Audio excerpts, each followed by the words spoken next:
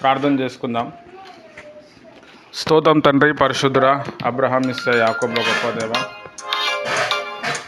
ప్రభా, ఈ ప్రేయర్లో వెళ్తున్నాం, మీరే మాట్లాడమని వేస్తున్నాం, ప్రార్థిస్తున్నాం తండ్రి. ఆమెన్. ఎవరైనా ఒక పాట పాడండి, తర్వాత మనం వాక్యంలో వెళ్దాం. Thank you. మంచిది. దేవుని బిడ్డలకి నా హృదయపూర్వక వందనాలు. మనం ఈరోజు జీసీ బీవింగ్టన్ గారి జీవిత చరిత్రలోకి వెళ్ళి కొన్ని పాఠాలు నేర్చుకుంటున్నాం. ప్రార్థన జయములు. మరి మనం మొదట్లోకి వెళ్ళి చూస్తున్నాం, దేవుడు ఆయనను ఎలా సేవకి పిలుచుకున్నాడు, సేవలో ఆయన ఏం చేశాడు. ఒక సేవకుడికి, సేవ చేసే వ్యక్తికి ప్రార్థన జీవితం చాలా ఇంపార్టెంట్. మరి ఆయనకి పక్కట ఎముక 4 విరిగిపోయింది. అది ల్యాబ్లో కూడా స్కాన్ చేసి విరిగిందని తెలిసింది. ఆపరేషన్ చేసి దాన్ని సెట్ చేయాలి, డబ్బులు లేవు. దేవుడు ఏదో రకంగా డాక్టర్ని అందరినీ ఏర్పాటు చేశాడు. కానీ ఈయనకు ఆపరేషన్ చేయించుకోవటం ఇష్టం లేదు. విపరీతమైన విశ్వాసం పెట్టడం వల్ల దేవుడు తనని స్వస్థపరిచిండు. పక్కట ఎముకలు కూడా సెట్ అయిపోయినాయి. అంతకుముందు ఒక వ్యక్తికి టీబీ వచ్చినప్పుడు ఈయన దాదాపు ఒక 11-12 గంటలు ప్రార్థన చేస్తే మరి దేవుడు ఈయన ప్రార్థన వలన స్వస్థపరిచినట్టు మనం చూసినాం. చాలా గొప్ప పుస్తకం ఇది. చాలా చాలా రహస్యాలు ఇందులో రాయబడ్డది. మామూలుగా చదివితే అది అంత తెలియదు. నేను చదివితే కూడా నాకు అంత ఎక్కదనమాట.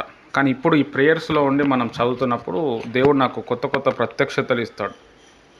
అందుకే మీతో కలిసి నేను చదివి ఇందులో ఉన్న సత్యాన్ని నేను మీకు అందిస్తున్నాను. దీనివల్ల ఎక్కువగా నేను బలపడుతున్నాను. అంటే ప్రేయర్ ఎలా చేయాలి, ఒక సేవకుడు, రియల్ సేవకుడు ఎట్లా. సైతాన్ వచ్చి నాకు అవసరతల కోసం అందరు అడుగుతున్నారు, నువ్వు కూడా అడుగు పబ్లిక్కి డబ్బులు అని అంటే, సైతాన్ మాట వినకుండా ఆయన అవసరతలన్నీ దేవునికే అడిగిండు. దేవుడు విజయం ఇచ్చాడు. కొన్ని వందల వేల మంది ఈయన పరిచర్య ద్వారా రక్షణలోనికి వచ్చాడు. అందులో ఇప్పుడు ఇంకో కథ మనం చూద్దాం. మొత్తం 11 పాఠాలు ఉన్నాయి. 6 పాఠాలు అయిపోయినాయి. అంటే 50% బుక్ అయిపోయింది. ఇంకో 50% ఉంది. ఇప్పుడు 7వ పాఠంలో మనం వచ్చినాం. తర్వాత ఇప్పుడు మీకు జిరాక్స్ ఇచ్చేటప్పుడు నేను స్వస్థతలకి సంబంధించిన కొన్ని బైబిల్ రెఫరెన్సెస్ ఉన్నాయి మన దగ్గర. అవన్నీ కూడా రాసి నేను మీకు పంపిస్తాను. అంటే జస్ట్ ఆ రెఫరెన్సులు చెప్తాను. జిరాక్స్లో ఇచ్చేటప్పుడు జిరాక్స్ ఓన్లీ 70 రూపాయలే, 200 కాదు. ఎందుకంటే మనం ఆ బుక్లోకి వెళ్ళి తీసి పెట్టేది, ఆ బుక్ జిరాక్స్ అవుతలేదు. మామూలుగా 10 days వాక్యం ఏదైతే చెప్పినో అది ఉంది. దేవదూతల శాస్త్రం ఒకటి వచ్చింది. ఈ జిరాక్స్ కూడా స్వస్థతల గురించి. ఈ స్వస్థతలకు సంబంధించిన వాక్యాలు మీరు కళ్ళు మూసి చెప్పగలగాలి. అది రావాలి మనకి. అంటే అది బాగా చదువుతా బైబిల్లో టిక్ పెట్టి చదివి ప్రార్థన చేస్తే ఒక నెల 2 నెలల తర్వాత అది కంఠస్థం వస్తుంది. ఈ స్వస్థతకు సంబంధించిన వచనాలు ఎత్తి మనం ప్రార్థన చేసినప్పుడు వెంటనే స్వస్థత కలుగుతుంది. నేను చాలా సాక్ష్యాలు కూడా నేను అట్లా విన్నాను. మా బెరాకాలో నేను వెళ్ళినప్పుడు చంద్రసింగ్ అంకుల్ గారు అని ఒక అంకుల్ ఉన్నాడు. ఆయన చాలా పెద్ద ఆఫీసరు. వాళ్ళ కొడుకు క్యాన్సర్ వచ్చింది, సీరియస్ అయిపోయాడు. అంతకుముందు ఫస్ట్ నాకు పైల్స్ వచ్చింది, చాలా ప్రాబ్లం. ఆపరేషన్ స్టేజ్ వరకు వెళ్ళి దేవుడు వాక్యం ద్వారా మాట్లాడిన తర్వాత వచ్చేసి ట్యాబ్లెట్స్ అంతా ఆపేసి ఓన్లీ ప్రార్థన, బైబిల్ చదవటం, బైబిల్ వచనాలు చెప్పేటోడు. బైబిల్ వచనాలు, ఈ స్వస్థత వచనాలు చెప్పేటోడు. ప్రేయర్, స్వస్థత వచ్చింది ఆయనకి. వాళ్ళ భార్యకి క్యాన్సర్ ఉండే. క్యాన్సర్ 4th స్టేజ్లో వెళ్ళిపోయింది. డాక్టర్స్ ఆపరేషన్ ఇదంతా ఏమేమో చెప్పారు. ఇదంతా నా వల్ల కాదని చెప్పి ఆయన ఇంటికి తెచ్చేస్తే చాలామంది ఇట్టారు. ఈయన ఏ పాస్టర్ దగ్గర వెళ్తున్నా పాస్టర్ కూడా ఒప్పుకోలేడు. లేదు చేయించుకోవాలని, లేదు నాకు విశ్వాసం ఉంది దేవుడు చేస్తాడు. ఆదికాండం నుంచి మలాకి గ్రంథం వరకు ఉన్న స్వస్థతలు ఎక్కడెక్కడ జరిగినాయి, దేవుడు ఎక్కడెక్కడ స్వస్థపరిచాడు, అవన్నీ టిక్కు పెట్టుకుంటూ ఆ స్వస్థతల వాక్యాలు ఆమెతో చదివించేటోడు. ఈయన కూడా పలికేటోడు. మలాకి గ్రంథంలో ఆయన రెక్కల కింద ఆరోగ్యం వచ్చును అని ఒక మాట ఉంటుంది. అది చదవంగానే ఆమె స్వస్థత పడ్డది. తర్వాత వాళ్ళ పెద్ద కొడుకుకి హార్ట్ ఫెయిల్ అయిపోయింది. హార్ట్ అటాక్ వచ్చి సీరియస్ అయిపోయాడు. బతకరని చెప్పారు. పెరాలసిస్ స్ట్రోక్ వచ్చింది. అందులో ఈ స్వస్థతలు వచనాలు చదవటం, ప్రార్థన చేయటం వల్ల ఆయనకు స్వస్థత వచ్చింది. హల్లెలూయా. మనం పొద్దున ఏం చేసాము అంటే యెషయా గ్రంథం 61 అధ్యాయాన్ని ఒక్కొక్కరు ఒక్కొక్క వచనం చదివి మనం ప్రార్థన చేశాం. అది ప్రార్థన చేసే అది ఒక పద్ధతి అన్నమాట. అది నేర్పించిన మీకు. అయితే ఈ స్వస్థతల వచనాలు మీరు ఒక దగ్గర రాసుకోవాలా, ఒక బుక్లో మీకు అర్థమయ్యే లాంగ్వేజ్లో. తర్వాత అదేం చేయాలంటే మీరు పలకాల, దాని మీద కూడా మీరు ప్రేయర్ చేయాలి. ఖచ్చితంగా ఒక వారం రోజుల్లో మీకున్న ప్రాబ్లమ్స్, మీకున్న హెల్త్ ఇష్యూస్ తగ్గిపోతాయి. గ్యారంటీ అన్నమాట. నమ్ముట నీ వలన అయితే నమ్మువానికి సమస్తం సాధ్యమని చెప్పిండు. హల్లెలూయా. అట్లా అని చెప్పి మనం ట్యాబ్లెట్లు వాడకుండా, డాక్టర్ దగ్గర పోకుండా, మనం ఇష్టానుసారంగా మనం ఉండొద్దు. మన దగ్గర డబ్బులు ఉండకపోవచ్చు, దాని తర్వాత మనకి ఇబ్బంది అయ్యే ఛాన్సెస్ ఉంటాయి, ఎన్నో ఉంటాయి. కాబట్టి మనం ఫస్ట్ ప్రయారిటీ దేవుని మీద ఆధారపడి కొన్ని విషయాల్లో దేవుడు ఏం చేస్తాడంటే పలానా డాక్టర్ దగ్గర పో అంటాడు, పలానా మెడిసిన్ తిను అని దేవుడే చెప్తాడు. కాబట్టి మనం అది కూడా తీసుకోవచ్చు. ఎక్కువగా దీని మీద మనం ఇంట్రెస్ట్ చూపిస్తే ఏమవుతుందంటే దేవుడు స్వస్థత ఇస్తాడు. హల్లెలూయా. కాబట్టి ఆ స్వస్థతలకి సంబంధించిన వాక్యాలు నేను మీకు రాసి పంపిస్తాను. జస్ట్ ఓన్లీ రెఫరెన్సెస్ రాస్తాను. మీరు ఒక బుక్కు పెన్నులో ఆ రెఫరెన్సెస్ అన్నీ కూడా నీట్గా రాసుకొని అది ఒక దగ్గర పెట్టుకొని అప్పుడప్పుడు బైబిల్ చదివేటప్పుడు అప్పుడప్పుడు టైం దొరికినప్పుడు ఆ వచనాలు చదివి ప్రార్థన చేయండి. ఖచ్చితంగా స్వస్థత వస్తుంది. మనం ఇక్కడ బీవింగ్టన్ గారి గురించి నిస్వార్థమైన సేవ, దేవుని మీద ఆధారపడి ఆయన చేస్తూ ఉన్నాడు. ఆయన సేవ జీవితం మనందరూ కూడా చాలా చాలా గొప్పవిగా మనకున్నాయి. మరి ఒక తాగుబోతు ఉంటే, ఆ తాగుబోతు సైతాన్ ఉంటే రాత్రంతా ప్రార్థన చేస్తే ఆ వ్యక్తి తాగు నుంచి విడుదల పొందాడు. మళ్ళీ దాని తర్వాత సార్ నేను కాదు, మా భార్య కూడా ఉంది, పెద్ద రౌడీ, ఆమె మీద పెద్ద సైతాన్ ఉంది, ఆమెను కూడా మీరు విడిపియాలి ఈ దురాత్మల చేత, మంత్రాల చేత అంటే ఈయన వెళ్ళిండు ప్రేయర్ చేస్తే ఆమె నన్ను కొట్టింది, ఈయన బట్టలు కూడా చింపింది. అంత పెద్ద దురాత్మ శక్తి ఉండే. అయినా కానీ ఈయన భయపడకుండా మళ్ళీ ప్రార్థన చేయటం బట్టి ఆమెలో ఉన్న పెద్ద దయ్యం వెళ్ళిపోయింది. ఆమె మంచిగా అయిపోయింది, బట్టలు వేసుకుంది. ఆమె బట్టలు వేసుకోకుండా తిరిగేది.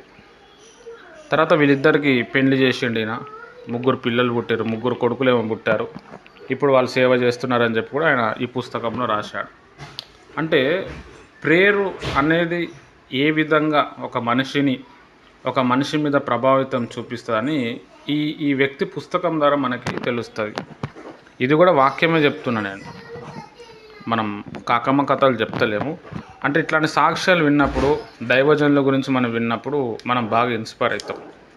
నేను ప్రతిదీ కూడా ప్రేయర్ బైబిల్ రీడింగ్ గొప్పది ఇవన్నీ ఎందుకు చెప్తా అంటే, కొంతమంది భక్తుల జీవితాల్లో వాళ్ళు అదే ఫాలో అయ్యారు. వాళ్ళ స్తోమత ఏమీ లేదు, వాళ్ళకంత జ్ఞానం లేదు, వాళ్ళకేం బ్యాక్గ్రౌండే లేదు.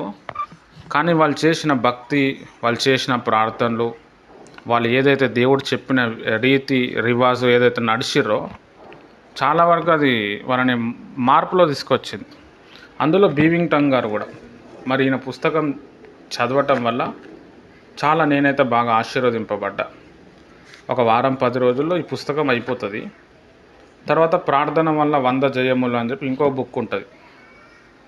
అది కూడా సేమ్ ప్రపంచంలో జరిగిన ప్రార్థన అంశాలు, ప్రార్థన చేయటం వల్ల ఏమేమైనాయి అవి కూడా మనం దాంట్లో చూస్తాం. అట్లా ఇంకొక 2-3 నెలలు ప్రార్థన మీదనే పోతుంది.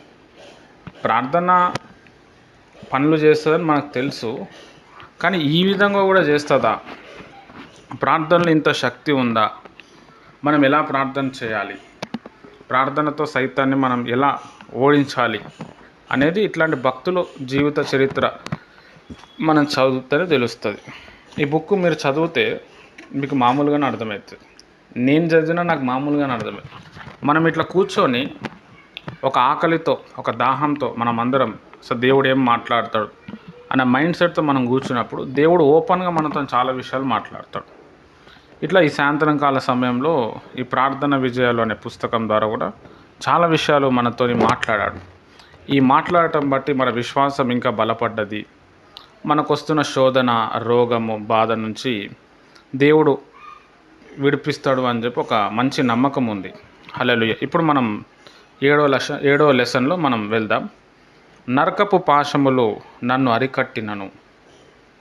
అంటే నరకానికి వెళ్ళే స్థితి నాకు వచ్చినా కానీ నేను ఎట్లా బయటపడ్డా అనేది ఇక్కడ మనం చూస్తాం. దేవుడు స్వస్థపరచుట అనగా ఈయన చెప్తున్నాడు, దేవుడు స్వస్థపరిస్తే ఎట్లుంటాడు? మందుల వలన కాదు. బీవింగ్టన్ గారి గురించి ఆలోచిస్తే, శ్వేత ఈ డోర్ క్లోజ్ చేయవా? పుట్టుక నుంచి ఆయనకు ఒక రోగం ఉండే, చాలా మెడిసిన్స్ వాడిడు, తగ్గలేదు. ప్రభువు మీద పూర్తిగా ఆధారపడినప్పుడు దేవుడు ఆయనకి స్వస్థపరిచాడు. ఆయన అంతకుముందు ఒక సహవాసానికి వెళ్ళేటోడు. ఆ సహవాసంలో ఏంటంటే దేవుడు స్వస్థపరచాడు, ఇట్లనే రోగాలతో చచ్చిపోవాలి, రోగాలతో చచ్చిపోవటం కూడా దేవుని చిత్తం, ఇట్లా వాక్యాలు చెప్పే వ్యక్తులు ఆయన అదే ఫామ్లో ఉండే. తర్వాత బైబిల్ చదివిన తర్వాత దేవుడు కొంతమంది వ్యక్తులు ఆయన లైఫ్లో తీసుకొచ్చిన తర్వాత లేదు దేవుడు కూడా స్వస్థపరుస్తాడని చెప్పి ఆయన తెలుసుకోవటం. ఆయన ఎక్కడికైనా వెళ్తే సూట్ కేసు నిండా మందుల షాపే ఉంటుంది. అలాంటి వ్యక్తి ప్రార్థన ద్వారా, విశ్వాసం ద్వారా తనకున్న రోగాన్ని ఆయన గెలిచాడు. కాబట్టి దేవుడు అప్పుడు ఉన్నాడు, ఇప్పుడు ఉన్నాడు. మనకున్న సమస్త రోగాన్ని దేవుడు తీర్చగలుగుతాడు. ఇది మనము ఖచ్చితంగా ఈ అంశాన్ని మనము మంచిగా నమ్మాలంతే. డాక్టర్స్ ఎన్నో చెప్తారు, డాక్టర్స్ మనల్ని పుట్టించలేదు. డాక్టర్స్ రోగాలను పుట్టించారు, రోగాల్ని నయం చేస్తారు అంతే. బైబిల్లో ఏముందంటే, గాయం పొడుచువాడు యెహోవా, గాయం కట్టువాడు యెహోవా. హల్లెలూయా. దేవుని క్రియలు మన లోపల జరిగేటివి ఉన్నాయి కాబట్టి మనకి రోగాలు, కష్టాలు ఇవన్నీ వస్తాయి. ఎప్పుడైతే మన విశ్వాసంలో ముందడుగు వేస్తామో వెంటనే దేవునికి మహిమ వస్తుంది. దేవుడు స్వస్థపరచుట అంటే మందుల వలన కాదు, మానసిక శక్తులను ప్రయోగించడం వలన కాదు, అదొక మంత్రము కాదు, శరీరమును మృత్యులను కాకుండా చేయునది కాదు, కానీ బ్రతుకుటకు బలమిచ్చున్నది. దురాభిమానం లేక దేవుని చిత్తము ఎదిరించినటువంటిది కాదు. అంటే దేవుని ఒక స్వస్థత గురించి చెప్తుండు. దేవుడు మందుల ద్వారానే కాదు, లేకపోతే మనలో ఏదో ఒక శక్తి పంపించి అట్లా కాదు. దాని తర్వాత దేవుడు వేరే రకంగా స్వస్థపరచటం ఏముండదు. దేవుడు స్వస్థపరచటం అంటే ఏంటంటే దేవుని యొక్క శక్తి మానవ శరీరంపై క్రియ చేయుట. అంటే మనకి స్వస్థత అనేది ఈయన మాటల్లోకి వెళ్ళి మనం తెలుసుకుంటే ఎట్లా వస్తుంది అంటే దేవుని యొక్క శక్తి మన మీదకి వస్తుంది. అది రియల్ అన్నమాట. చాలా రోగాలకి 80% రోగాలకి మెయిన్ కారణం ఏంటంటే మన మెదడు, మన మనసు. సైకోసోమాటిక్ డిసీజెస్ అంటారు, కొంచెం మెడికల్ టర్మినాలజీ ఉన్న వాళ్ళకి తెలుస్తుంది. అంటే మనం బాధపడటం వల్ల, లేకపోతే భయపడటం వల్ల చాలా రోగాలు. ఇప్పుడు మీరు బీపీ తీసుకోండి, షుగర్ తీసుకోండి, పెరాలసిస్, స్ట్రోక్ తీసుకోండి, ఈవెన్ దో క్యాన్సర్ తీసుకోండి, వీటికి అన్నిటికీ కాజెస్ ఏముంటాయంటే స్ట్రెస్ అంటారు, లేకపోతే డిప్రెషన్ అంటారు. ఈ స్ట్రెస్, ఈ డిప్రెషన్ ఎవరు తీసుకొస్తారు అంటే దురాత్మ శక్తులు తీసుకొస్తాయి. హల్లెలూయా. అయితే ఒక మనిషికి స్వస్థత ఎట్లా కలుగుతుందంటే చాలామంది నమ్మరు, అంటే బైబిల్ పండితులు కూడా నమ్మరు. అదే బాధ. మనం బైబిల్ చదువుతున్నప్పుడు యేసు ప్రభు ఒక దగ్గర వెళ్ళినప్పుడు చెవిటి దయ్యమ బయటికి రా అంటాడు. ఒకడు ఫిట్స్ దయ్యంతో ఉంటాడు. యేసు ప్రభు దగ్గరకు వచ్చినప్పుడు, ప్రభా వీడు వాటర్ చూస్తే వాటర్ కూడా ఫిట్స్ వచ్చి పడిపోతుండు, నీళ్ళు చూస్తే నీళ్ళ దగ్గర పడిపోతుండు, ఎప్పటి నుంచి ఉంది వీనికి ఈ రోగం? పుట్టినప్పటి నుంచే ఉంది. ఆ వ్యక్తిని చూపించినప్పుడు ఫిట్స్ దయ్యమ బయటికి రా అంటాడు. కొంతమందికి రోగం ఉన్నప్పుడు దేవుడు టచ్ చేసిండు, బాగా అర్థం చేసుకోవాలి. లిప్రసీ పేషెంట్ ఉంటే టచ్ చేసిండు. లిప్రసీ పేషెంట్కి మందు లేదు, అప్పుడు లేదు, ఇప్పుడు లేదు, వాళ్ళని టచ్ చేయొద్దు అనమాట, అది అంటు వ్యాధి. లిప్రసీ రోగం వచ్చినప్పుడు, అంటే కుష్టి వ్యాధి, టచ్ చేసినప్పుడు స్వస్థత వచ్చింది. ఇక్కడ ఈ ఫిట్స్ దయ్యం, ఈ ఫిట్స్ ఉన్న వ్యక్తికి చిన్నప్పటి నుంచి, పుట్టినప్పటి నుంచి వస్తుంది అనగానే చాంద్ర రోగం బయటికి రా అన్నాడు. చాంద్రం రోగ సైతాన బయటికి రా అన్నాడు. వెంటనే ఆయన షేక్ అయిపోయాడు, నోట్లోకి వెళ్ళి నురుగు గార్చుకుని ఆన్ ద స్పాట్ చనిపోయాడు అనుకున్నారు. మళ్ళీ ప్రభు లేపాడు, అప్పటి నుంచి ఆయనకు మంచిగా అయిపోయింది. అంటే ప్రతి రోగం వెనుకన సైతాన్ ఉంటుంది. దేవుని స్వస్థత ఎట్లా వస్తుంది అంటే మనం బాగా భారం కలిగి ప్రార్థన చేసినప్పుడు, మన పాపాలు ఒప్పుకున్నప్పుడు దేవుని ఒక శక్తి మన మీద దిగొస్తుంది. ఆ దేవుని ఒక శక్తి మన మీద దిగొచ్చినప్పుడు బాడీ మొత్తాన్ని కవర్ చేస్తుంది. అది ఒక రోగం కాదు, ఎన్నో రోగాలు బయటికి వెళ్ళిపోతాయి. మనసుకి సంబంధించిన వ్యాధులు, నిద్రలేమి సమస్య, దాని తర్వాత బాడీలో ఏదైనా అవయవం పనిచేస్తలేదు, సైతాన్లో బాడీ లోపల వెళ్ళి అవయవాలు పని చేయకుండా చేస్తుంది. మనం తినే ట్యాబ్లెట్స్ పని చేయకుండా చేస్తుంది. సైతాన్ చాలా డేంజర్.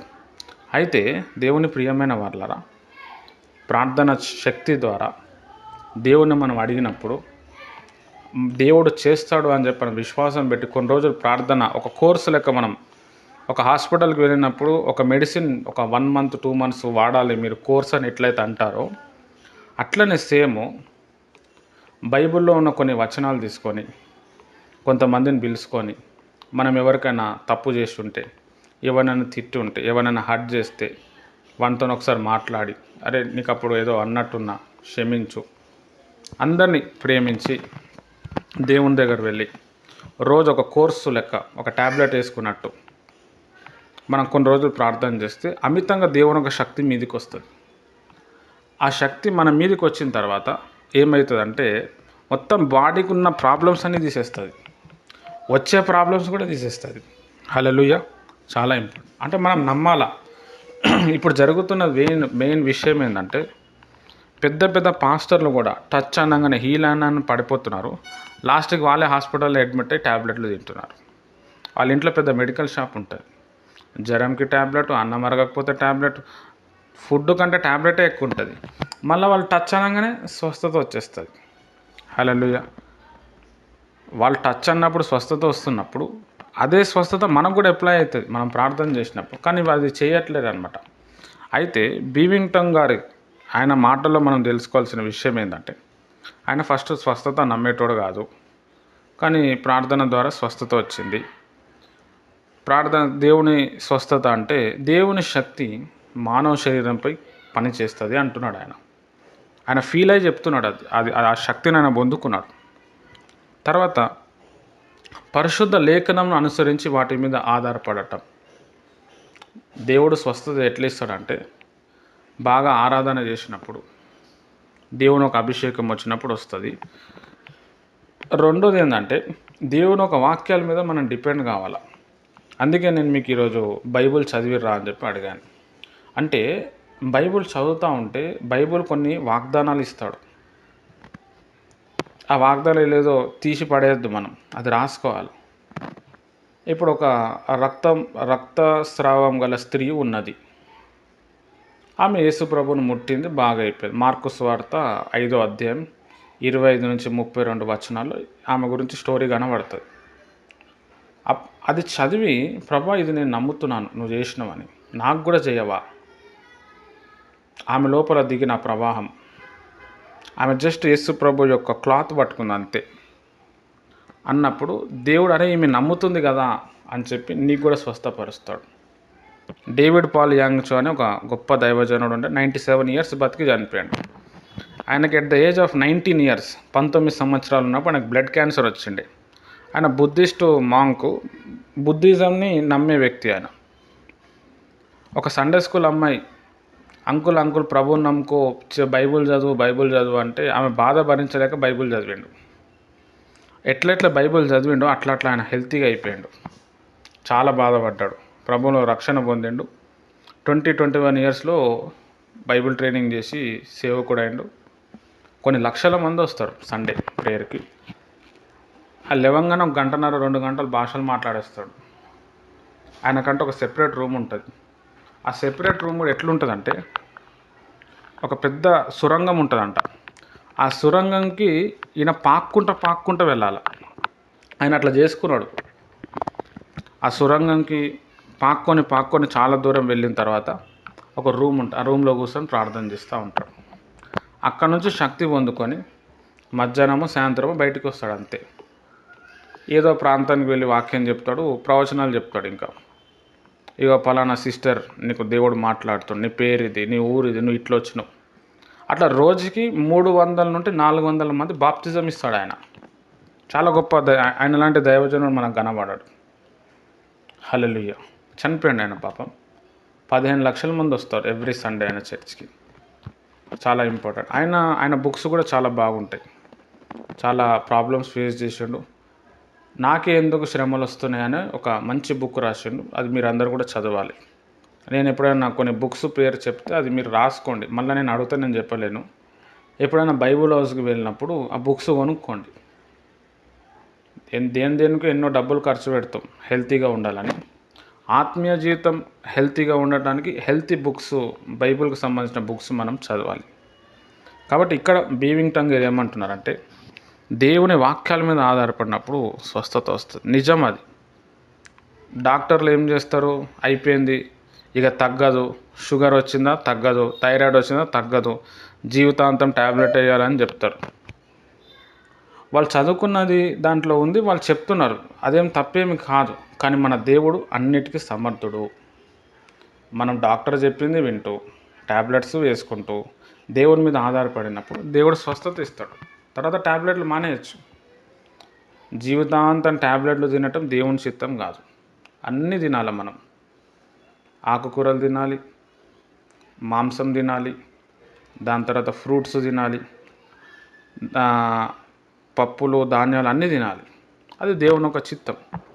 మనకి ఎందుకు వస్తలేదు స్వస్థత అంటే, మనం ఫస్ట్ ఆఫ్ ఆల్ దేవుళ్ళు ఎక్కువ గడుపుతలేం. రెండోది, బైబిల్లో ఉన్న స్వస్థతలకు సంబంధించిన వాక్యాల మీద మనం ఆధారపడతలేం. కాబట్టి మనం దానికి ఇవ్వాలి. మూడో విషయం చూస్తే, క్రీస్తు బలియాగము ద్వారా మనకు లభించినది మన విమోచన కార్యంలో అది ఒక భాగము. బైబిల్లో స్పెసిఫికల్గా రాయబడ్డది యెషయా 55లో. మన రోగముల కొరకు ఆయన గాయపడ్డాడు, ఆయన గాయముల చేత మనకు స్వస్థత లభించింది. అంటే మనకి ఎప్పుడో వచ్చే రోగాల కొరకు ప్రభువారు గాయాలు పడ్డారు. ఆయన గాయాల్లో స్వస్థత ఉంది. అది మనం నమ్మాలి. మీకు ఎప్పుడన్నా ఏదైనా రోగం వచ్చినప్పుడు, ఒక తలపోటు వచ్చినప్పుడు, ఒక గుండె నొప్పి వచ్చినప్పుడు ప్రభు యొక్క సిలువని మీరు ధ్యానం చేయండి. ప్రభు మొత్తం ఒళ్ళంతా గాయాలు, ఆయనకు ముళ్ళ కిరీటం. మీకు తలనొప్పి వస్తుంది, ప్రభుకు ముళ్ళ కిరీటం. సరే, నేనే ఆ ముళ్ళ కిరీటాన్ని భరిస్తే ఎట్లుంది? ఒకసారి ధ్యానం చేయండి. ఆన్ ద స్పాట్ 10 మినిట్స్లో అది తగ్గిపోతుంది అంతే. అంటే దాంట్లో అంత పవర్ వస్తుంది. మనం రూఢిగా నమ్ముతున్నాం, ఏక మనసుతో దాని మీద విశ్వాసం పెడుతున్నాం, అంతే. అది బద్దలైపోవాల్సిందే. హల్లెలూయా. చాలా ఇంపార్టెంట్. ఈ విధంగా మనం ఆత్మీయంగా ఎదిగినప్పుడు మన జీవితంలో హాస్పిటల్లే ఉండదు. ఇంకా హాస్పిటల్కి పోయేటోళ్ళని కూడా మనం బాగు చేస్తాం. బైబిల్లో ఉన్నదంటే అది నిజం. మనము బీవింగ్ టంగ్ గారి జీవిత చరిత్ర చదివి మనం తెలుసుకుంటున్నాం. ఆయన పని చేస్తామంటే కింద పడిపోయాడు, 4 ఎముకలు ఇరిగిపోయినాయి. పక్కా ఎముకలు ఇరిగిపోయినట్టు ఆపరేషన్ చేసి దానికి రాడ్లు వేసి సెట్ చేయాలి. ఇక లైఫ్ లాంగ్ ట్యాబ్లెట్స్ తింటాడు. ఎన్నో ఉంటాయి కథలు. దేవుని మీద నిలబడ్డాడు, ఎంతో విశ్వాసం పెట్టాడు, ఎంతో పెయిన్ అనుభవించాడు. తర్వాత దేవుడు చూసి ఆయన విశ్వాసం ఎంతవరకు ఉంటుందో దేవుడు స్వస్థపరిచాడు. హల్లెలూయా. తర్వాత నెక్స్ట్ 5th పాయింట్ ఏంటంటే, క్రీస్తు పునరుద్ధాన జీవం వలన కలుగుచున్నది. మనం సండే ప్రేయర్కి ఖచ్చితంగా మనం వెళ్ళాలి. అంటే యేసు ప్రభు లేచాడు అని చెప్పి మనం ప్రచురిస్తున్నాం. ప్రభు యొక్క శరీరంలో, ఆయన రక్తంలో పాల్గొందాలి. అప్పుడు దాని అర్థం ఏంది అని అంటే, ప్రభు యొక్క శరీరంలో మనం పాల్గొనడం వల్ల మనకి దేవుడు నా కొరకు చనిపోయాడని మనం రూఢిగా నమ్ముతున్నాం. ఆయన లేచినప్పుడు ఏ శక్తి అయితే ప్రభు వారిని లేపిందో, ప్రభు వారి యొక్క రొట్టె ద్రాక్షరసం తీసుకున్నప్పుడు కూడా అదే శక్తి మనలో ఫ్లో అవుతుంది. హల్లెలూయా. ఇది చాలా ఇంపార్టెంట్. అందుకే నేను ఏ ఇంటికి పోయినా బల్ల ఇవ్వడానికి ప్రయత్నం చేస్తాను. నేను ప్రభు బల్ల ఇవ్వటం వల్ల చాలామంది స్వస్థత వచ్చారు. ఇప్పుడు మన కాన్ఫరెన్స్లో కూడా చాలామంది ఉన్నారు. నేను ఒకప్పుడు వీక్ ఉన్నప్పుడు సాయంత్రమో రాత్రి పోయి బల్ల తీసుకోగానే ఎనర్జీ వచ్చేసింది నాకు. బ్రదర్, బల్ల ఒక చిన్న రొట్టె ముక్క తీసుకుంటే ఇంత బలం వస్తుంది అంటే వస్తుంది. ప్రభు బల్ల తీసుకున్నప్పుడు ఎనర్జీ వస్తుంది. బాగా ఆరాధన చేస్తూ ఉన్నప్పుడు ప్రవచనం వస్తుంది. ప్రవచనం వచ్చినప్పుడు కూడా ఫుల్ ఎనర్జీ వస్తుంది. ఆ ఎనర్జీ దాదాపు ఒక 5 రోజులు ఉంటుంది. అంటే నాకు జరిగింది నేను చెప్తున్నాను. అంటే దేవుని ఒక శక్తి మన మీదకి వస్తే పోవాలంతే, రోగం ఫుల్ యాక్టివ్ అయిపోతాం. కాబట్టి ఆ రోగాల కోసం మీరు భయపడద్దు, వ్యాధుల కోసం మీరు చింతించద్దు, స్వస్థపరిచే దేవుడు నీకు నాకు ఉన్నాడు. హల్లెలూయా. తర్వాత మనం చూస్తే క్రీస్తులో స్థిరంగా నిలిచి ఉన్న వ్యక్తుల ద్వారా స్వస్థత జరుగుతుంది. మనకి స్వస్థత కావాలంటే కూడా దేవుణ్ణి బాగా విశ్వాసంతో ఉండి దేవుని ఒక వాక్యం మీద ఎవరైతే డిపెండ్ అవుతారో వారి చేత ప్రార్థనలు చేయించినప్పుడు కూడా స్వస్థత వస్తుంది. బైబిల్లో కూడా అదే చెప్పిండు, మీలో ఎవడైనా రోగి ఉంటే సంఘ పెద్దలను పిలవండి, నూనె రాసి ప్రార్థన చేయండి, వారు స్వస్థత పొందుతారు. కింద ఏం చెప్తున్నాడు, ఒకరి పాపాలు ఒకరు ఒప్పుకోండి. హల్లెలూయా.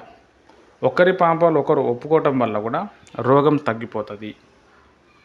సంఘ పెద్ద అంటే సేవకుడు, ఆ సేవకుని పిలిచి ప్రార్థన చేసినప్పుడు స్వస్థత కలుగుతుంది, కలగాల్సిందే. హల్లెలూయా. ఈ బివింగ్టన్ గారి మాటలు, ఇది పరిశుద్ధాత్ముని క్రియ. యేసుప్రభువు వారు ఏం చెప్పిండంటే, మీరు రోగుల మీద చేతులు ఉంచినప్పుడు వాళ్ళు స్వస్థత పొందుకుంటారు. ఆమేన్. నిజంగా అవుతుంది. ఇప్పుడు మా అమ్మగారు ఉన్నారు, ఒక్కొక్కసారి అంత పిచ్చి పిచ్చిగా చేస్తుంటుంది. నాకు ఎట్లనే అవుతుంది అనగానే ప్రార్థన చేయగానే మంచిగా అయిపోతుంది. కొంతమంది పేషెంట్లు ఉంటారు, ఫోన్లు చేస్తాం, ఫోన్లో తెలియదు వాళ్ళ కండిషన్ ఎట్లుందో తెలియదు, ఫుల్ సీరియస్గానే ఉంటుంది. వాటర్ తీసుకో, ప్రేయర్ చేస్తామంటాం, ఆ వాటర్లో ఏమి ఉండదు. అయితే ఆ పేషెంట్ ఏం చేస్తాడు, ఈ వాటర్ వల్ల నాకు ఏదైనా అవుతుందేమో అని ఆ వాటర్ మీద విశ్వాసం పెడతాడు. ఇక్కడ మనం ప్రేయర్ చేస్తాం, విశ్వాసంతో ప్రేయర్ చేస్తాం, దానివల్ల ఏమైపోతారంటే వారికి స్వస్థత కలుగుతుంది, కలగాల్సిందే. హల్లెలూయా. ఇది చాలా ఇంపార్టెంట్. మనం మతంలో లేము, మనం సత్యంలో ఉన్నాం. సత్యం ఏం చేస్తుందంటే ఎప్పుడైనా పని చేస్తుంది. నువ్వు ఆడికే పోవటం అవసరం లేదు, ఈడికే పోవటం అవసరం లేదు, నువ్వు ఏడ కూర్చుంటే ఆడ పని అవుతుంది. ఇది మనకు ఎప్పుడైతే తెలుస్తుందో లైఫ్లో చాలా ఫుల్ హ్యాపీగా ఉంటాం. ఒక రోగం వచ్చినప్పుడు, ఒక శోధన వచ్చినప్పుడు మనం భయపడం. మా పిల్లలకు నేను హాస్పిటల్కి పెద్దగా తీసుకుపోను, మా ఇంట్లో పోము. మేము ఫస్ట్ ప్రార్థన చేస్తాము, లేదంటే ఆకుపంచర్. మూడోది, నేను మీకు రోజు మెసేజ్ పెడుతూనే ఉన్నాను, అవి తినండి ఇవి తినండి, ఇవి తింటూనే ఉంటాం. కథం. మెడిసిన్స్లో ఏదైతే ఉంటుందో అదే ఇందులో ఉంటుంది. మెడిసిన్లో సైడ్ ఎఫెక్ట్ ఉంటుంది, దీంట్లో సైడ్ ఎఫెక్ట్ ఉండదు. మనం అవి తినకనే మనకు రోగాలు వచ్చాయి, అవి తింటే రోగమే ఉండదు. When diet is wrong there is no use of medicine, when diet is correct there is no use of medicine. బాగా అర్థం చేసుకోవాలి. తినే పద్ధతి కరెక్ట్గా ఉంటే మెడిసినే అవసరం లేదు. తినే పద్ధతి రాంగ్ ఉందనుకోండి, మెడిసిన్ కూడా పనిచేయదు. హల్లెలూయా. చాలా ఇంపార్టెంట్. ఇంకా ఏమంటుండంటే, వ్యాధిగ్రస్తుని విశ్వాసము వలన లేదా ఇతరుల విశ్వాసంతో మన విశ్వాసము మలితము అగుట ద్వారా జరుగుతున్నది. ఒక పేషెంట్కి విశ్వాసం లేకపోయినా మనకి విశ్వాసం ఉంటే ఆ పేషెంట్ బాగవుతాడు, బాగవ్వాల్సిందే, దాంట్లో డౌటే లేదు. చాలామంది పేషెంట్ కరోనా వచ్చినప్పుడు హాస్పిటల్ పోయి చచ్చిపోయారు, ఇంటికాడ ఉన్న వాళ్ళు బతికిపోయారు. ఆ టెన్షన్కి, అక్కడున్న ఆ డిస్టర్బెన్స్కి. హల్లెలూయా. అంటే ఇక్కడ మనం విశ్వాసం పెట్టడం వల్ల, మన ఇంట్లో ఉన్న కొంతమందిని తీసుకెళ్ళి విశ్వాసం పెట్టి ప్రార్థన చేయటం వల్ల మనకి స్వస్థత జరుగుతుంది. ఫ్యూచర్లో చాలా రోగాలు వస్తాయి, చాలామంది చాలా హాస్పిటల్ తిరుగుతారు, కానీ దేవుని సంఘానికి ఎవరైతే వస్తారో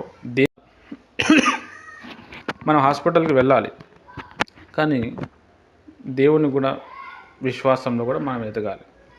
తర్వాత ఇంకా చూద్దాం 8వ పాయింట్, అవిధేయతలకై పశ్చాత్తాపపడట వలనను దేవుణ్ణి పూర్తిగా సమర్పించుకున్నట ద్వారాను దైవ చిత్తమును లొంగుట వలన దేవుని స్వస్థపరచు శక్తియు ఆటంకం లేకుండా క్రియ చేయుటకు వీలగుచున్నది. మనము పశ్చాత్తాపపడాలి, దేవుని పూర్తిగా సమర్థించాలి. సామెతల గ్రంథంలో ఉంది, ఏమని ఉందంటే, నీ పూర్ణ హృదయంతో యెహోవా యందు నమ్మకముంచుము, ఆయన అధికారంకు ఒప్పుకొనుము, అప్పుడు నీ దేహముకు ఆరోగ్యము, నీ ఎముకకు సత్తువయు కలుగును. ఎముకలో సత్తువయు, రోగనిరోధక శక్తి మన ఎముక లోపల నుండి వస్తుంది.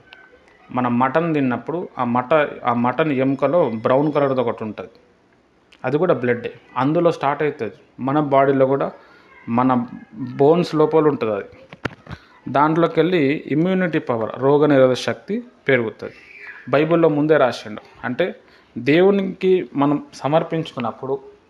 సమర్పించుకోవడం అంటే ఏంటంటే, ఒక వాక్యం చదివినప్పుడు ఆ వాక్యం మీద పూర్తిగా మనం ఆధారపడినప్పుడు, అరే ఈ వాక్యం నాకే చెప్పిండు కదా, సరే నేను దీన్ని ఫాలో అవుతా, సరే దేవుడు చెప్తుంది కదా అని చెప్పి మనం పూర్తిగా నమ్మినప్పుడు ఖచ్చితంగా స్వస్థత రావాల్సిందే అంటున్నాడు ఈయన. హల్లెలూయా. ఈయన అది లైఫ్లో చూసిండు కాబట్టి మనకు చెప్తున్నాడు, మనం కూడా దాన్ని ఫాలో అవ్వాలి. తర్వాత నెక్స్ట్ పాయింట్ చూద్దాం. దేవుని సేవ విస్తరించు నిమిత్తము ఆయన నామ మహిమార్థమై జరుగుతున్నది. స్వస్థతలు అనేది ఎందుకు జరుగుతున్నాయంటే దేవుని సేవ విస్తరిస్తుంది. దేవుడు ఇలాంటి కార్యాలు కూడా చేస్తాడా అని చెప్పి ప్రజలకు తెలియటానికి రోగాలు వస్తున్నాయి. దేవుడు కూడా అట్లనే స్వస్థపరుస్తున్నాడు. అదంతా కూడా దేవుడు జరిగించుకుంటాడు. మనం చేయాల్సింది ఏంటంటే దేవుని మీద విశ్వాసం పెట్టాలి. ఒక్కొక్కసారి సడన్గా మనకు హార్ట్లో పెయిన్ వస్తుంది, నడుములో పెయిన్ వస్తుంది, షేక్ అయిపోతుంటాం. మనం భయపడకూడదు. భయపడితే అది ఇంకా ఎక్కువ అయిపోతుంది. సరే వచ్చిందా, జస్ట్ ఎక్కడ పెయిన్ వస్తుంది అక్కడ ప్రభువా నేను చేసిన పాపాలు ఒప్పుకుంటున్నా, నన్ను నీ రక్తంతో కడుగు, నన్ను బలపరచు, నన్ను ముట్టినందుకు వందనాలు, హల్లెలూయా హల్లెలూయా, స్తోత్రం స్తోత్రం స్తోత్రం, నా లోపల పనిచేస్తున్న సైతాన్ ఏస్తున్న బంధిస్తున్నా, ఏస్తున్న బయటికి రా, ఏస్తున్న బయటికి అని చెప్పటం. నాలో యేసయ్య ఉన్నాడు, నేను యేసయ్యలో ఉన్నాను, నాలో యేసయ్య ఉన్నాడు, యేసయ్యలో ఉన్నా. వెంటనే 15-20 మినిట్స్లో తగ్గిపోవాలి అంతే. అంటే యేసు నామం ముందర ఏది నిలబడదు. అది బాడీలో వచ్చే రోగమైనా, దయ్యములు తెచ్చిన రోగములైనా. అయితే మనకేంది, ఒక రోగం రాగానే మైండ్ ఎటో పోతుంది. ఇక నేను చచ్చిపోతే ఎట్లా, నా పిల్లలు ఎట్లా, నా ఆస్తి ఎట్లా, ఇట్లా పోయి ఎమోషనల్గా మనం డిస్టర్బ్ అయిపోయి మనము డౌన్ అయిపోతూ ఉంటాం. అది అవ్వటానికి కూడా కారణం ఏంటంటే మనం బైబిల్లో లోపల లేం, మనం తన్నుకుంటలేం మనం. అందుకే ఈరోజు ఈ సబ్జెక్టు స్టార్ట్ చేసినాం. తర్వాత 10వ పాయింట్ చూస్తే, ఆది అపోస్తుల కాలం నుండి నేటి వరకు క్రీస్తు సంఘంలో జరుగుతున్న కార్యములు. ఆది అపోస్తుల కార్యంలో యేసు ప్రభు నుంచి కూడా మనం చూస్తే స్వస్థతలు జరిగినాయి. యేసు ప్రభుకు ముందు నుంచి కూడా స్వస్థతలు జరిగినాయి. యేసు ప్రభు వచ్చిన తర్వాత ఎక్కువ అయిపోయినాయి. యేసు ప్రభు చనిపోయి తిరిగి లేచి పరిశుద్ధాత్మ కుమ్మరించిన తర్వాత ఇక మొత్తం స్వస్థతలే జరిగినాయి. హాస్పిటల్లో వాళ్ళు ఈగల దోమలు వాళ్ళు చేసుకుంటారు అంతే. అట్లా కావటానికి కారణం ఏంటంటే వాళ్ళు దేవుని పూర్తిగా నమ్మారు. దేవుని ప్రియమైన వాళ్ళరా, ప్రభు మన కొరకు చనిపోయాడు. ఆయన కార్చిన గాయం వలన మనకి స్వస్థత కలుగుతుంది. ఖచ్చితం. మనం నమ్మాలి. దానికి సంబంధించిన వాక్యాల మీద ప్రార్థన చేయాలి. విశ్వాసులతో కూడా ప్రార్థన చేయించుకోవాలి. ఎవరినైనా తిట్టినమ్మా, ఎప్పుడన్నా లైఫ్లో ఎవరినైనా బాధ పెట్టినమ్మా, ఏదో చేసి ఉంటాం మనం, దానికి మనం ఒప్పుకుంటే సార్, వీలైతే ఆ వ్యక్తి దగ్గర ఒప్పుకోవచ్చు, లేదంటే దేవుని దగ్గర ఒప్పుకున్నా కానీ దేవుడు అన్నీ చూస్తున్నాడు కాబట్టి స్వస్థపరుస్తాడు. హల్లెలూయా. చాలా ఇంపార్టెంట్. కొన్ని పాపాల వల్ల కూడా రోగాలు వస్తాయి. ఒక దైవజనుడు ఏం చెప్తుండంటే, ఇగో ఈ నూనె ఉంది కదా, ఈ నూనె వల్ల నీ పాపాలు పోతాయి అంటున్నాడు. చెమట తీసి ఇట్లా ఇసిరేస్తుండు, నీకు స్వస్థత వస్తుంది అంటున్నాడు. బైబిల్లో అవంతా లేవు. బైబిల్లో ఉందే చేయాలి, బైబిల్లో లేనిది మనం పోకూడదు. చాలా ఇంపార్టెంట్. తర్వాత రోగాలు ఎందుకు వస్తున్నాయంటే ప్రభు రాకడకి అదొక బండ గుర్తు అనమాట. ఇప్పుడు కొన్ని సంఘాలు ఏం చెప్తున్నారంటే, యేసుప్రభు వచ్చేసిండు, అయిపోయింది, ఇప్పుడు మనం 1000 ఏళ్ళ పరిపాలనలో ఉన్నాము, 1000 ఏళ్ళ పరిపాలన అయిన తర్వాత నా నరకం ఉంటుందని చెప్పేటోళ్ళు కూడా ఉన్నారు. అన్ని ఆ బోధలన్నీ వస్తే అప్పుడు చెప్తారని మీకు తెలుస్తుంది. అయితే యేసుప్రభు వారు ఏం చెప్పిండంటే, నా రాకడకు ముందు రోగాలు వస్తాయని చెప్పిండు, కరువులు వస్తాయని చెప్పిండు. చాలా ఇంపార్టెంట్. ఇంగ్లీష్లో పెస్టిసైడ్స్ ఏమో ఉంటుంది, మంచి పేరుంది. రోగములు అన్నాడు, రోగాలు అనలేడు. అంటే రోగాలు వస్తున్నాయంటే దేవుని రాకడకు అవి సూచనలు. ఇప్పుడు మా తెలంగాణలో చూస్తే చాలామంది dengue fever, malaria fever, typhoid అన్ని ఫీవర్తోనే ఉన్నారు. హాస్పిటల్ సరిపోతే ఊరికే రోగాలు వచ్చేస్తున్నాయి. దేవుని ప్రియమైన వాళ్ళ రోగాలు పెరిగిపోతున్నాయి. ఇవన్నీ కూడా ప్రభువు రాకడకు సూచనలు. అయితే మనకు వచ్చిన రోగాలకి ఎండ్ కార్డ్ పడదా, ఫుల్ స్టాప్ ఉండదా అంటే ఉంటుంది. ఎప్పుడు ఉంటుందంటే మనం ఆయన వాక్యాన్ని ఎత్తిబట్టి ప్రార్థన చేసి ఆ వాక్య ప్రకారం మనం జీవించినప్పుడు ఆ రోగం తగ్గిపోవాల్సిందే. ట్యాబ్లెట్ల వల్ల రోగాలు తగ్గవు. మీరు ఏ ట్యాబ్లెట్ అయినా తీసుకోండి, దాంతో ఖచ్చితంగా సైడ్ ఎఫెక్ట్స్ అనేవి ఉంటాయి. ఈ ట్యాబ్లెట్ అసలు సైడ్ ఎఫెక్ట్ లేనిది అని చెప్పి ఎవ్వడు రాయడు.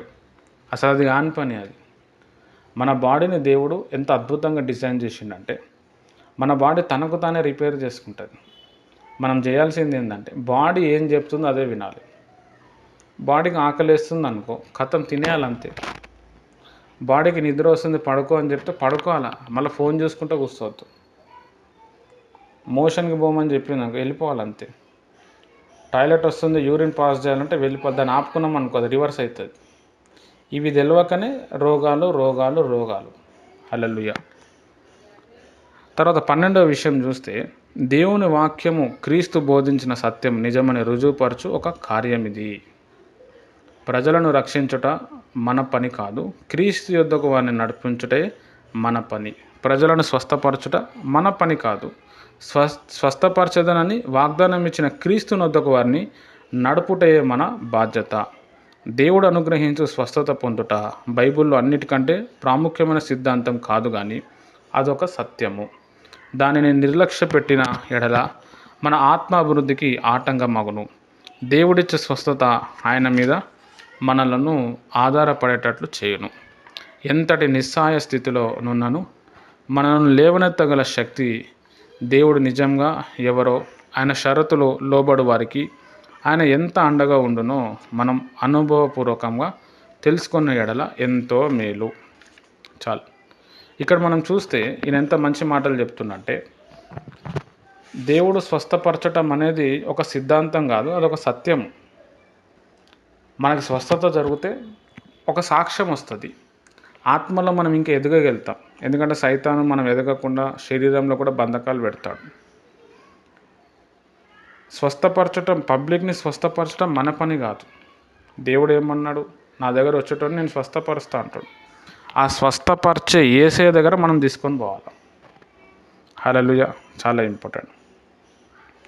ఇంకేమంటుండంటే ఆయన లోపల స్వస్థత ఉన్నది. ఆ స్వస్థత మీద జరగాలి అంటే ఆయన మీద మనం ఆధారపడాలి. దేవుడు ఏమని చెప్పిండంటే నిస్సాయ స్థితిలో ఉన్నప్పుడు నేను నిన్ను కాపాడుతా అన్నాడు, నేను నిన్ను బలపరుస్తా అన్నాడు, నిన్ను లేవనెత్తా అన్నాడు. ఆయన షరతులు, ఆయన పెట్టిన కండిషన్స్ ఎవరైతే తూచా తప్పకుండా చేస్తారో వారికి అండగా ఉండటానికి దేవుడు స్వస్థపరుస్తాడు. కాబట్టి ప్రతి రోగంకి దేవుడు స్వస్థపరుస్తాడు. ఆయన చెప్పిన మాటలు మనము ఫాలో అవ్వాలి. హల్లెలూయా. రైట్. ఇప్పుడు ఈయన సేవలో మనము వైద్యులకు అసాధ్యమైన జబ్బులు తొలుగుట అనే అంశం చూసి మనం ఈ ప్రేయర్ ముగించుకుందాం. కెంటికి రాష్ట్రంలో హోప్వెల్ అను ఊరిలో కూటములు జరుపుచుండగా జిమ్ ఫెల్టీ గారు తన భార్య స్వస్థత కొరకు ప్రార్థన కోరిరి. ఆమెను దర్శించ వెళ్ళగా ఆమె మరణావస్థలో పడి ఉండెను. ఆమె పడక పట్టి అప్పటికే 2-3 వారములాయెను. మన కరుణామయుడైన క్రీస్తు పేరట ప్రార్థన చేసేద్దామని ఆమె భర్తను కూడా ప్రార్థనలో కలవమంటిని. వచ్చి మాతో చేరను, ఇంకా 2 గంటలు ప్రార్థించి తిని స్వస్థత జరిగిపోయినదని ప్రభు నాకు తెలియజేశాను. నాతో ప్రార్థించుచుండిన సహోదరులకు కూడా అదే గ్రహింపు కలిగెను. మేము ప్రార్థన ముగించి బయటికి వచ్చితిమి. 5 నిమిషములలో మరణశైలిలో నున్న ఆమె పడక నుండి లేచెను. బలం లేక తూలుచూ నడవసాగాను. నన్ను మరలా పిలిచి ప్రార్థన చేయగోరిరి. అంతటా దేవుని శక్తి మా అందరిని తాకెను. ఆమె వెంటనే శక్తి నొంది నాకు భోజనం సిద్ధం చేశాను. ఆ సాయంకాల కూటమునకు వచ్చి సాక్ష్యం ఇచ్చాను. అందరినీ ఆ సాక్ష్యం బహుగా కదిలించాను.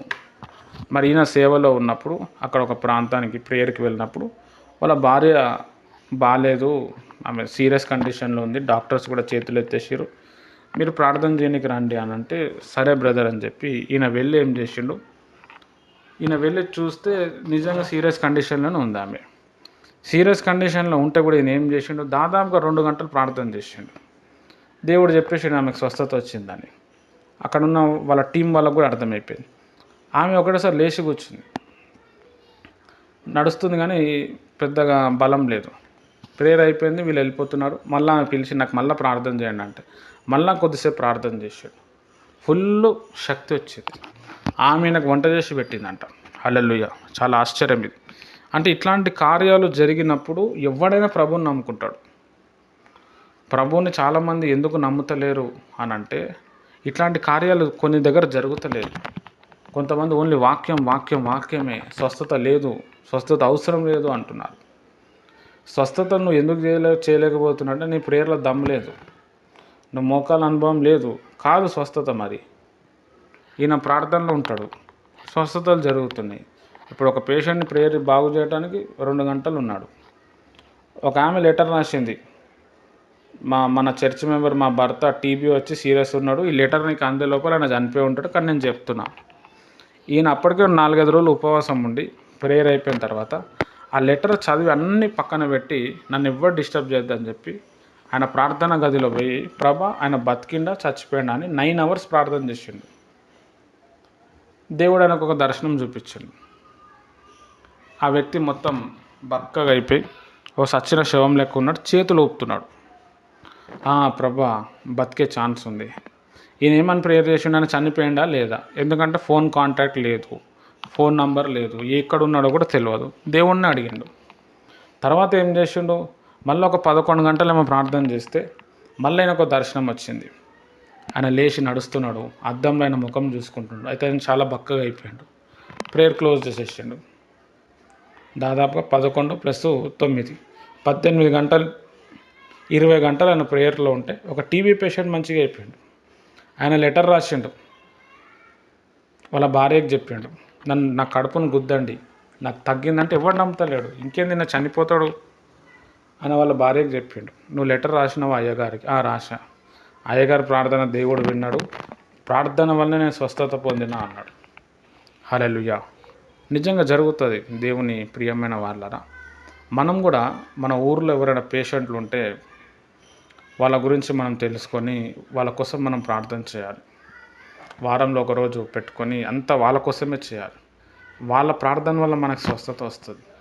ఈయన అందరితో పాటు కూర్చొని ప్రార్థన చేస్తూ ఉంటే, రెండోసారి ప్రార్థన చేస్తూ ఉంటే దేవుని శక్తి నన్ను తాకిందంట. హల్లెలూయా. చాలా ఇంపార్టెంట్. నేను మీ అందరికీ ప్రార్థన చేయడానికి మెయిన్ కారణం ఏంటంటే, ప్రార్థన చేయటం వల్ల నాకు శక్తి వస్తుంది, నాకున్న సమస్యలు వెళ్ళిపోతాయి, నేను బాగుపడతా. ప్రార్థనలో నాకు గ్రేటెస్ట్ బెనిఫిట్ అనమాట. అంటే అవతల వ్యక్తి బాగవుతాడు, అవతల వ్యక్తి సంగతి ఏమో కానీ మనమైతే బాగైపోతాం. హల్లెలూయా. అందుకే బీవింగ్టన్ గారి జీవిత చరిత్ర మనకి చాలా మాదిరి. మరి ఆయన స్వస్థపరచండి. ఎప్పుడు కూడా మనం ఒక పేషెంట్ దగ్గర పోతే ప్రార్థన చేస్తే స్వస్థత రాకపోతే మనం ఫీల్ అవ్వద్దు, ఇంకా ప్రేయర్ పెంచుకుంటూనే పోవాలి. నేను రేపు మళ్ళీ వస్తా బ్రదర్, మళ్ళీ ప్రార్థన చేద్దాం. ప్రార్థన పాటలు ఆరాధన, ప్రార్థన పాటలు ఆరాధన, ప్రార్థన పాటలు ఆరాధన. ఖచ్చితంగా దేవుడు ఆ వ్యక్తిని బాగు చేస్తాడు. బాగు చేయాల్సిందే దేవుని ప్రియమైన వాళ్ళ. మనం ఆ విధంగా ప్రార్థన చేయాలి. అవతల వ్యక్తి కూడా కొంచెం విశ్వాసం ఉండాలి. కొంతమంది ఏంటంటే ప్రేయర్ చేయించుకొని కూడా నామోషి అవుతారు. అంటే వాళ్ళకే ఉండదు, దేవుడు ఏం చేస్తాడండి, దేవుని వల్ల కూడా ఏమైతే డాక్టర్లే చెప్పిస్తారు కదా, మనకు కూడా అట్లా ఎన్నో చెప్తారు. హల్లెలూయా. అప్పుడు మనం ఏం చేయలేము, కావాలంటే వాళ్ళ కోసం ప్రార్థన చేయాలి. రైట్, మనం ఇంకా పోదాం. కొన్ని సందర్భంలో ఎక్కువ ప్రార్థన అవసరమగుట, కొన్నిసార్లు త్వరితంగా స్వస్థత జరుగుట చూచితిని. కెంటియక్ రాష్ట్రంలోని గ్రేస్ అను ఊరిలో అనేక వారములుగా పడక పట్టిన ఒక స్త్రీ కొరకు ప్రార్థన చేయమని కోరిరి. ఆమె బొత్తిగా నడవలేని స్థితిలో ఉండెను. ఒక పక్క భర్త, మరో ప్రక్క కుమారుడు పట్టుకొని నడిపించితేనే కానీ కొన్ని అడుగులు కూడా ముందుకు వేయలేదు. ఒక రాత్రి వేళ ప్రార్థన చేసితిమి. ఆమె మరనాడు గుర్రములపై స్వయంగా సవారీ చేయుచు 2 మైళ్ళ దూరంలో జరుగుచున్న కూటమునకు వచ్చెను. ఆమెకు కలిగిన పూర్ణ స్వస్థతను చూచి కూటం అంతా ఆనంద భరితులయ్యిరి. ఈయన సేవలో ఇంకొక వ్యక్తిని మనం చూస్తే, ఒక ఆమె ఉన్నది, చాలా వీక్ అయిపోయింది, ఇంకా మరణం స్టేజ్కి వెళ్ళిపోయింది, రేపో మాపో ఉండే. ఈయన దగ్గర తీసుకురావడానికి ఒక సైడ్ వాళ్ళ భర్త, ఒక సైడ్ వాళ్ళ కొడుకు తీసుకొని రావాలా. ఆ అడుగులు వేయటం కూడా మొత్తం షేక్ అయిపోతుంటే చాలా వీక్ ఉండే. ఆమె కోసం అయ్యగారు రాత్రంతా ప్రార్థన చేసింది. కథం, ఆమె స్వస్థత పొందింది. నెక్స్ట్ డే మీటింగ్కి గుర్రం సవారి అంటే మస్తు దమ్ము ఉండాలి. గుర్రం నడిపించాలన్నా, గుర్రం మీద కూర్చోాలన్నా 2 మైళ్ళు దాదాపుగా 3-4 కిలోమీటర్లు ఆ గుర్రం మీద ఆమె హ్యాపీగా వచ్చింది ఈయన మీటింగ్కి. హల్లెలూయా. అంటే ఒక డాక్టర్ వల్ల జరిగినవి కూడా ప్రార్థన వల్ల జరిగినాయి. అందుకే prayer is so important, so powerful. Prayer మీద ఆధారపడండి. పని కావట్లేదని చెప్పి బాధపడకండి. నిలబడండి, గంటల తడబడి ప్రభువుని స్తుతించండి, ఆరాధించండి. స్థితిని అన్నీ మారుస్తాడు, ఖచ్చితంగా బాగు చేస్తాడు. బీవింగ్టన్ గారు మనలాంటి మనిషే. ఆయన జీవితంలో దేవుడు కార్యాలు చేసినప్పుడు మన జీవితంలో కూడా ఎందుకు చేయడు? మనం నమ్మాలి ఇది. తర్వాత మనం ఇంకా సబ్జెక్ట్లో వెళ్దాం. ఈ ప్రాంతంలోనే ఎంతకాలము బాధతో పీడించబడుతున్న ఒక స్త్రీ కొరకు ప్రార్థన అడిగిరి. బహుకాలము వ్యాధి వల్ల క్షీణించిపోయి కొంచెము మతి కూడా చెడను. ప్రభువా, నీ వాక్యంలోనున్న వాగ్దానమును బట్టి ప్రతి చీకటి శక్తిని బంధించి సంపూర్ణ స్వస్థత జయచేయమని ప్రార్థించి తిని. మర్నాడు కాటేజ్ ప్రార్థన ఒకరింటిలో జరిపి తిని. చాలామంది హాజరయ్యారు, సాతాను కూడా హాజరయ్యాను. కూటము ముగించిన తర్వాత అనేకులు నాకు కరచాలను చేయవచ్చిరి. వారిలో ప్రకాశముఖమైన ఒక సహోదరి నాకు బలంగా షేక్ హ్యాండ్ ఇచ్చాను. ప్రజలు కలుసుకొనుట ముగించిన తర్వాత సాతాను నన్ను కుదుపు వచ్చాను. నిన్న నీవు ప్రార్థన చేసిన స్త్రీ స్వస్థపడలేదే? స్వస్థపడి ఉంటే ఈ దినము కూటమునకు వచ్చి ఉండేది కదా అన్నాడు. ఆ వ్యాధిగ్రస్తురాలిని గూర్చి అక్కడున్న వారితో విచారించగా నా ప్రక్కనున్న ఆయన గట్టిగా నవ్వి, ఇప్పుడు మిమ్మల్ని కలుసుకున్నది కదా బ్రదర్ బేవింగ్టన్, మీరు గుర్తుపట్టలేదా అనెను. వెళ్ళి వచ్చుచున్న ఆమెకు మళ్ళీ వెనుకకు పిలిచిరి. ఒక దినములు ముఖవర్చను, శరీరమును, మనసు కూడా ఇంతగా మార్పు చెందినది స్త్రీ నేనెక్కడ చూడలేదు. దేవుని నామము మహిమ పరచబడినట్లుగా ఆయన ఈ అద్భుతకరమైన స్వస్థత చేశాను. బ్రదర్ బ్లాక్ అనున్నతడు కొన్ని సంవత్సరములుగా అస్వస్థుడై బాధపడుచుండెను. ఆయన శస్త్రచికిత్స చేయించుకున్నటకై సిన్నినాటి వెళ్ళుచు దారిలో నా కూటములన్నీ విని ఆదివారం ప్రయాణం ఆపుకొని కూటములకు వచ్చాను. స్వస్థత కొరకై అంత దూరము వెళ్ళవలెనా? దేవుని సింహాసనం మీద దగ్గర దారి లేదా అంటిని. ఆయన కొరకు ప్రార్థించి తిని వెనువెంటనే దేవుడు జవాబు పొందితిమి. శస్త్రచికిత్స చేయవలసిన అవసరత లేకుండా ఆయన పూర్ణ స్వస్థతుడై ఇంటికి తిరిగి వెళ్ళాను. బ్రదర్ టామ్ అనునతడు వాతము వలన కుంటివాడైపోయాను. 2 ఊత కర్రల సహాయం లేకుండా ఒక్క అడుగు కూడా వేయలేడు. కూటంపై అంతస్తులో జరుగుచున్నందున 3 వ్యక్తులు ఆయనను మోసుకొని వచ్చిరి. ప్రార్థన అనంతరము తానే స్వయంగా ఏ కర్ర ఆధారము లేకుండా నడిచి వెళ్ళాను.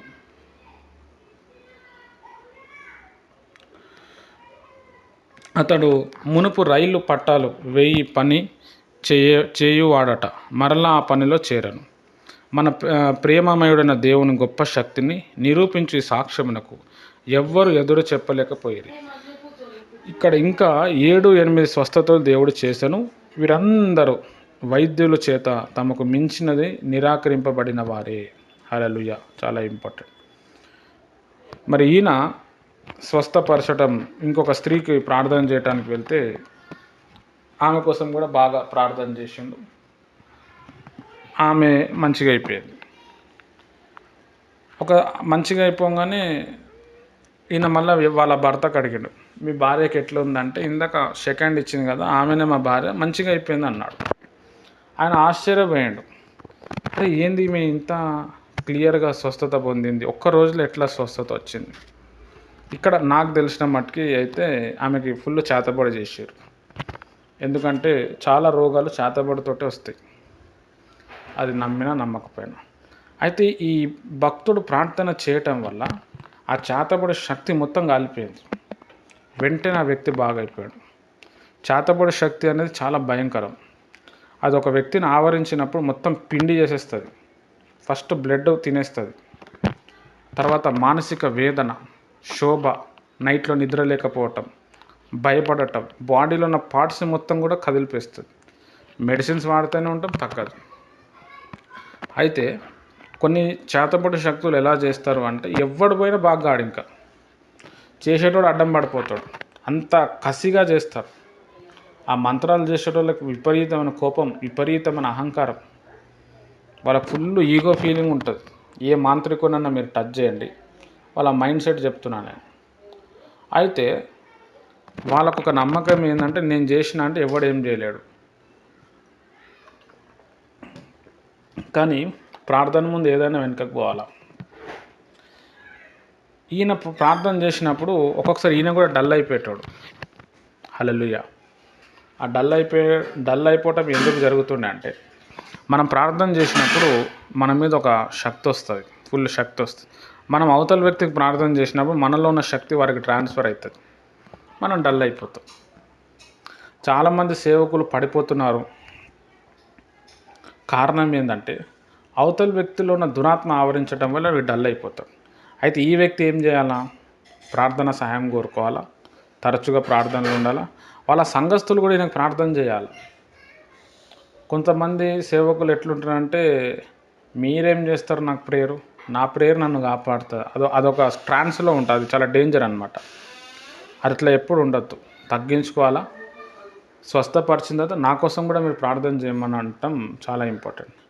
ఇంకా మీరు ఎవరినైనా పాస్టర్లను మీరు చూడండి, ఎవరైతే తల మీద చేయబెట్టి ప్రార్థన చేస్తారో వాళ్ళకి ఎక్కువ ఎఫెక్ట్ ఉంటుంది. నాకు కొన్ని విషయాల్లో సతీష్ కుమార్ గారు నస్తాడు, ఎందుకంటే ఆయన ఎవరికి హీలింగ్ ప్రేయర్ చేయడు, అంత పెద్ద డిస్టర్బెన్స్ రాదు. ఈ తలల మీద చేయబెట్టి ప్రార్థన చేస్తారు కదా, మస్తు డల్ అయిపోతారు, సైతాన్ని రెచ్చగొట్టినట్టు అవుతుంది ఆడ. అట్లా అని చెప్పి మీరు భయపడొద్దు, అమ్మో అని ప్రేయర్ చేస్తూ వస్తుందేమో అని. మనం ఆల్వేస్ రెడీగా ఉండాలా. వాడు దాడి చేస్తాడు, మనం కొట్టాలా. రోగుల మీద చేతులు ఉంచినప్పుడు వాడు స్వస్థత పొందుతారు అన్నాడు. ఆ వాక్యాన్ని మనం నెరవేర్చాలి. చాలామంది స్వస్థత ప్రార్థన చేయడానికి కూడా భయపడతారు, దమ్ము లేనోడు ఆయన. ఇంకా కొంతమంది ఏమంటారంటే, అమ్మో నేను చెయ్యను, నీ లోపల ఉన్న సైతాను నాకొస్తే. మరి నువ్వు సేవకుడు ఎట్లా అయినావు సార్? ప్రజలు నాశనం అవుతారు, సైతాన్ చేతిలో ఉన్నారు, సైతాన్ బంధకాల్లో ఉన్నాడు, సేవకు వచ్చినాం. మరి నువ్వు సైతాన్తో యుద్ధం చేయకపోతే నువ్వు సేవకుడు ఎట్లయితావు? సేవకుడు అంటేనే ఇంకొక పేరు ఏంటంటే, సాతానుతో యుద్ధం చేయవాడు, భరించేవాడు, సహించేవాడు, ఓదార్చేవాడు, దేవుని ఒక శక్తిని ట్రాన్స్ఫర్ చేసేవాడు. మనం ఒక ట్రాన్స్మిటర్ లెక్క పనిచేయాలి, మనలో ఉన్న శక్తిని ప్రజలకు ఇవ్వాలి. హల్లెలూయా. బీవింగ్టన్గా నా పని చేశాడు. బ్లాక్ అని చెప్పి ఒక బ్రదర్ ఉన్నాడు. ఆయన బాగా హెల్త్ డౌన్ అయిపోయింది, హాస్పిటల్ చెకప్కి వెళ్తున్నాడు, టెస్టులు అన్నిటికీ వెళ్తున్నాడు. మధ్యలో ఈయన మీటింగ్స్ కనబడ్డాయి. ఈయన మీటింగ్స్ కనబడితే సరే ఈయనతో ప్రార్థన చేయించుకొని వెళ్దాము అని చెప్పి ఆ మీటింగ్లో కూర్చుంటే, ఆ మీటింగ్లోనే పూర్తిగా స్వస్థత పొందుకున్నాడు ఆయన. హల్లెలూయా. ఇక చెకప్ హాస్పిటల్ ఏం లేదు, చక్కగా ఇంటికి వెళ్ళిపోయాడు. హల్లెలూయా. అంటే ₹1 ఖర్చు లేకుండా కూడా దేవుడు స్వస్థపరిచాడు. అంటే ఏ దైవజనుడు, ఏ వ్యక్తి అయితే బాగా ప్రార్థనలో ఉంటాడో వచ్చే విశ్వాసులు చాలా పొందుకుంటారు. అందుకే మనం సేవ చేసేటోళ్ళం బాగా ప్రేయర్ మీద బాగా కాన్సన్ట్రేట్ చేయాలి. ఎందుకు అనంటే, లోకంలో చాలా మందికి ఎన్నో అవసరతలు ఉన్నాయి. ఆ అవసరతలు కొన్ని డాక్టర్ తీర్చలేడు, కొన్ని ఇంజనీర్ తీర్చలేడు, కొన్ని కోర్టు కేసు వాళ్ళు లాయర్లు కూడా తీర్చలేరు. వీటిని అన్నిటి మీద కూడా సైతాన్ శక్తులు పనిచేస్తాయి. ఇప్పుడు ఒక కోర్టు కేసు ఉంది, ఎన్నో రోజుల నుంచి తిరుగుతారు, దానివల్ల మనీ లాస్, టెన్షన్స్, ఆ దురాత్మ ఉంది పనిచేస్తుంది. లాయర్ న్యాయం చేయాలని చెప్పి పరిగెత్తుతుంటాడు, కానీ ఎందుకు ఏమవుతుందో తెలియదు, అది అక్కడే పెండింగ్ అయిపోతుంది. అప్పుడు ఒక మంచి ప్రార్థనాపరుడు దైవజనుడి దగ్గర వచ్చినప్పుడు ఆ కోర్టు కేసులు దిగిపోతాయి, పిల్లలు పుట్టని వాళ్ళకి పిల్లలు పుడతారు, విజయం వస్తుంది. ఇవన్నిటికీ కారణం ఏంటంటే ప్రార్థనా జీవితం. కాబట్టి మన జీవితంలో అయిపోయింది, ప్రార్థనా జీవితం అనేది చాలా ఇంపార్టెంట్. ప్రేయర్కి మనం లైఫ్ సగం ఇచ్చేయాలంతే, అప్పుడే మనం షేక్ చేయగలుగుతాం. తర్వాత టామ్ అని చెప్పి ఒక వ్యక్తి ఉన్నాడు, ఆయనకి వాతం వలన కుంటివాడైపోయాడు. 2 ఊతకర్రల సహాయంతో ఒక్క అడుగు కూడా వేయలేడు. 2 కర్రలు పట్టుకొని కూడా నడిచే పొజిషన్ లేకుండే. ఈయన మీటింగ్ అపార్ట్మెంట్లో పైన అంతస్తులో జరిగితే విశ్వాసంతో వచ్చి కూర్చున్నారు. 3 వ్యక్తులు ఆయన లేపుకొని వచ్చేటోళ్ళు. హల్లెలూయా. దేవుని స్వస్థత ఆయనకు కలిగింది. వచ్చేటప్పుడు ఆయన సింగిల్గానే వచ్చేసాడు. హల్లెలూయా. చాలా ఇంపార్టెంట్. అంటే దేవుని ప్రియమైన వారలారా, దేవుడు స్వస్థపరచగలుగుతాడు, మనం నమ్మాలా. నాకు తెలిసిన ఒక బ్రదర్ ఉండే, ఆయనకు 9 రోజులు భయంకరంగా ఇక్కిలు వచ్చినాయి. ఆ ఇక్కిలతోటి ఆయనకు తగ్గుతలేదు, రియాక్షన్ అయిపోయింది. ఒక ఇంజెక్షన్, గ్యాస్కి సంబంధించిన పెంటాప్ ఇంజెక్షన్ ఆయనకు పడలేదు. ఆ ఎక్కిలేమో తగ్గుతలేదు.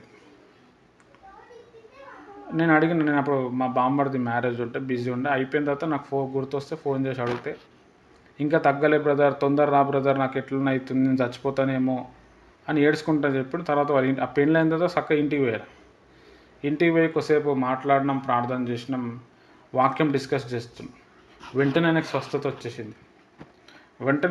వచ్చేసింది. ఆ ఇక్కిలు రావటం ఆగిపోయింది. హల్లెలూయా. ఎన్నో ట్యాబ్లెట్స్, ఎన్నో మెడిసిన్స్ వల్ల కాలే, ప్రార్థన డిస్కస్ చేస్తున్నప్పుడు, పాటలు పాడినప్పుడు స్వస్థత వచ్చింది. నెక్స్ట్ డే సండే ఆయన ఏడ్చుకుంటూ వచ్చి సాక్ష్యం చెప్పాడు. అప్పటి నుంచి ఇప్పటి వరకు మళ్ళీ ఆ ప్రాబ్లమే రాలే. ఆ వ్యక్తి పెద్దగా స్వస్థతలు నమ్మడు.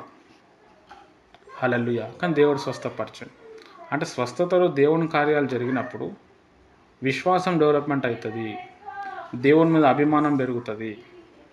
అట్ ద సేమ్ టైం మన విలువ కూడా ఆ వ్యక్తి ముందల పెరుగుతుంది.